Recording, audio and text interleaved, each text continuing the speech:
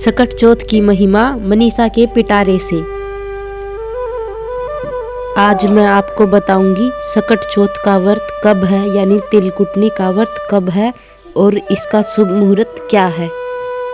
चलो आगे वीडियो में मैं आप सबको ये सारी जानकारी दूंगी, तो आप पूरा वीडियो ज़रूर देखें।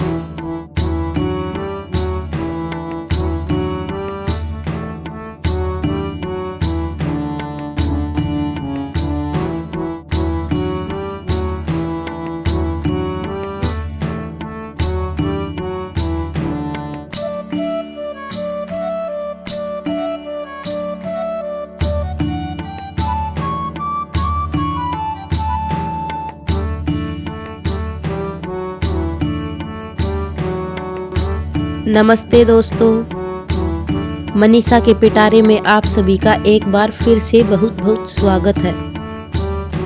आज मैं आप सभी के साथ एक बहुत ही खास और पवित्र त्यौहार की जानकारी साझा करने आई हूँ, सकट चौथ। आप सभी को सकट चौथ की ढेर सारी शुभकामनाएं। आज मैं आपको इस त्यौहार से जुड़ी हर छोटी बड़ी बात बताऊंगी, जिसमें पूजा विधि, सामग्री, कथा और सबसे जरूरी चंद्रमा को अर्घ्य देने का शुभ मुहूर्त शामिल है। तो चलिए बिना किसी देरी के शुरुआत करते हैं। सकट चौथ का महत्व।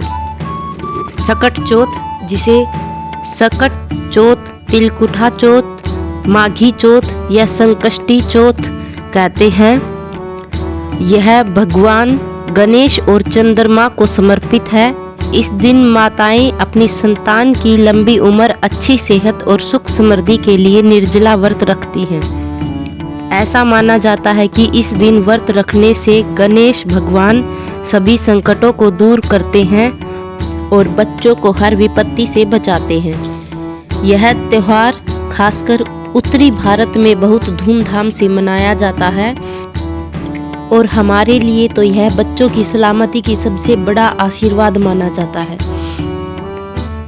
पूजा की तैयारी और सामग्री के लिए अब हम बात करते हैं पूजा की सामग्री। और पूजा शुरू करने से पहले हमें कुछ चीज़ें तैयार करके रखनी है। भगवान गणेश की मूर्ति या तस्वीर एक चौकी पर स्थापित करते हैं।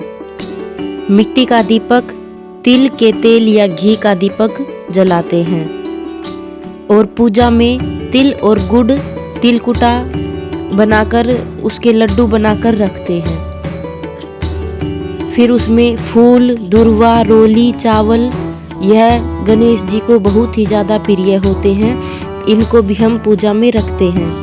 मोदक या लड्डू जो भगवान जी गणेश को बहुत ज़्यादा पसंद हैं। और ये मूली, शकरकंद, गाजर, मौसमी सब्जियां, गन्ने के टुकड़े, यह भी बहुत शुभ माने जाते हैं। एक पानी का कलश चंद्रमा को अर्घ देने के लिए और एक छलनी चंद्रमा को देखने के लिए। कथा की किताब, जो सकट चौथ की कथा पढ़ने के लिए होती है, वो किताब भी रखी जाती है। पर आजकल तो सब फ़ोन में ही कहानी सुन लेते हैं, किताबों को इतना कोई महत्व नहीं देता अब। और हाँ, एक पीला कपड़ा या आसन जिस पर आप बैठकर पूजा करेंगे। हमें पूजा के लिए ये सारी सामग्री चाहिए। अब मैं बताऊंगी पूजा करने की विधि। चलिए अब बताती हूँ सकट चौथ की पूजा विधि। यह बहुत ही सरल है। सबसे पहले एक साफ सुथरी जगह पर चौकी रखें और उस पर पीला या लाल कपड़ा बिछाएं। फिर हम गणेश जी की स्थापना करते हैं। चौकी पर भगवान गणेश जी की मूर्ति या तस्वीर स्थापित करें। फिर एक गणेश जी के सामने घी का दीपक जलाएं। हाथ में फूल और चावल लेकर अपनी संतान के लिए मन ही मन भगवान गणेश से प्रार्थना करें और व्रत का संकल्प लें। गणेश जी को रोली चावल से टीका करें, दुर्वा और फूल अर्पित करें। फिर तिलकुटा, मोदक, लड्डू या मौसमी फलों या सब्जियों का भगवान गणेश जी को भोग लगाएं। अब सकट चौथ की व्रत कथा ध्यान से पढ़ें या फोन में सुनें। कथा के बाद गणेश जी की आरती करें।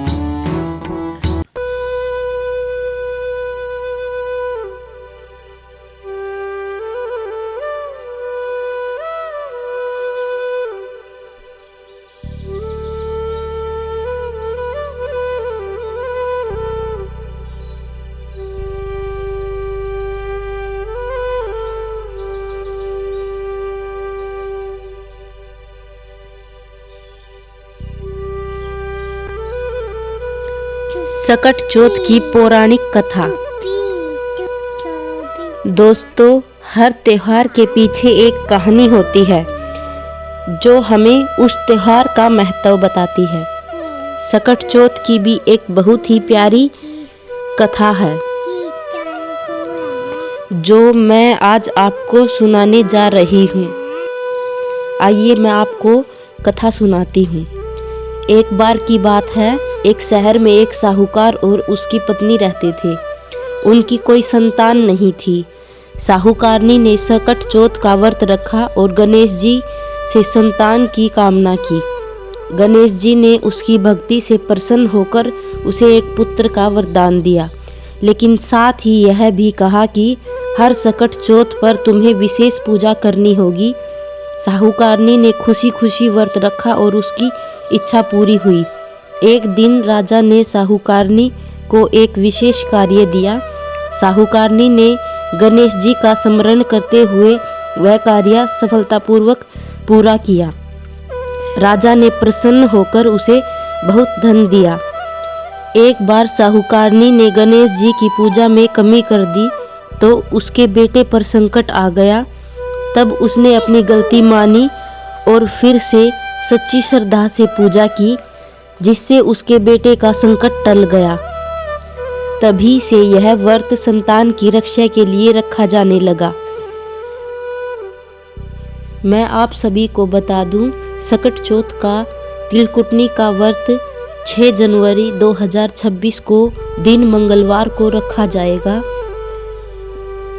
आप सभी इसे पूरी श्रद्धा भाव से रखें।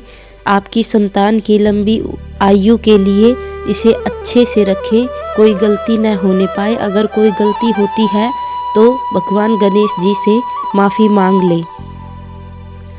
और अगर आपको मुझसे तिलकुटा बनाने की रेसिपी चाहिए तो आप मुझे कमेंट करके बता सकते हैं। मैं तिलकुटा बनाने की रेसिपी आपके साथ ज़रूर शेयर करूँगी।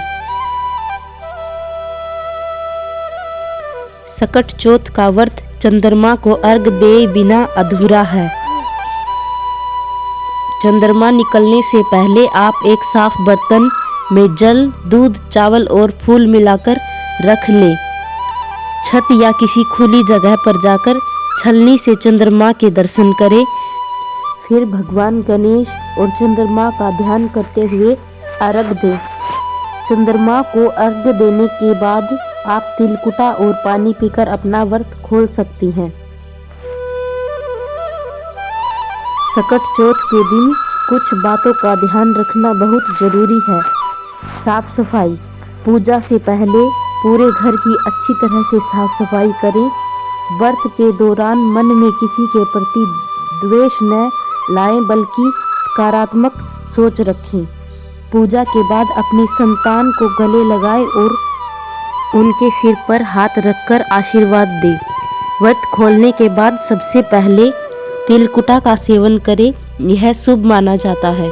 अगर संभव हो तो इस दिन किसी जरूरतमंद को भी तिल, गुड़ या गर्म कपड़े दान करें। दोस्तों, मुझे उम्मीद है कि सकट चौथ से जुड़ी यह जानकारी आपको काम आएंगी और आप इस पावन पर्व को पूरे विधि विधान से मना पाएंगी। भगवान गणेश आप सभी के बच्चों की लंबी उम्र और सुख समृद्धि प्रदान करें। अगर आप यह वीडियो पसंद करते हैं तो इसे लाइक ज़रूर करें और अपने दोस्तों और परिवार के साथ शेयर करना न भूलें। और हाँ, मेरे चैनल मनीषा का पिटारा को सब्सक्राइब ज़रूर करें। मैं फिर मिलूँगी एक और नए वीडियो के साथ। तब तक के लिए आप सभी स्वस्थ रहें, खुश रहें और हमेशा मुस्कुराते रहें। जय गणेश, जय गणेश, जय गणेश देवा। ठीक है, चलो दोस्तों, अगर आपको मेरी वीडियो अच्छी लगी तो प्लीज़ लाइक करें, कमेंट करें। चलो मिलते हैं अगले वीडियो में। बाय। जय श्री गणेश।